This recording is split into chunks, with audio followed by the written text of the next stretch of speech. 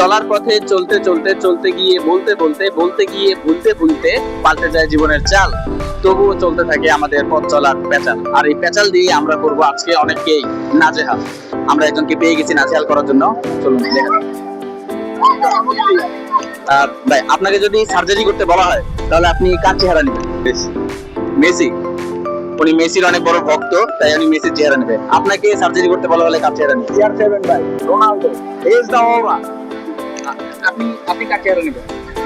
আমি আমি আমি কার চেহারা নেব? जल्दी बोल। কার চেহারা? Messi Messi Messi.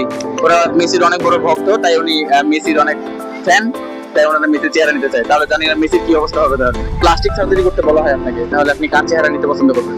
যে কোনো সুদর্শন পুরুষের। নাকি সুদর্শন পুরুষ বলতে কি অ্যাডলফ খান? আপনাকে যদি প্লাস্টিক সার্জারি করতে বলা হয় তাহলে কার চেহারা নিতে পছন্দ করবেন? জানি না।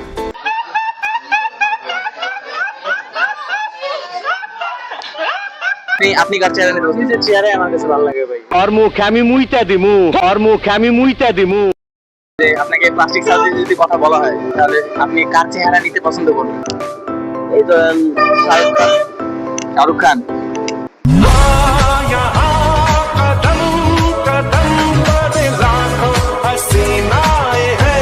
শাহরুখ খানের চেহারা নিতে পছন্দ করবে, তাহলে শাহরুখ খানের কি অবস্থা হবে একবার চিন্তা করে দেখেন।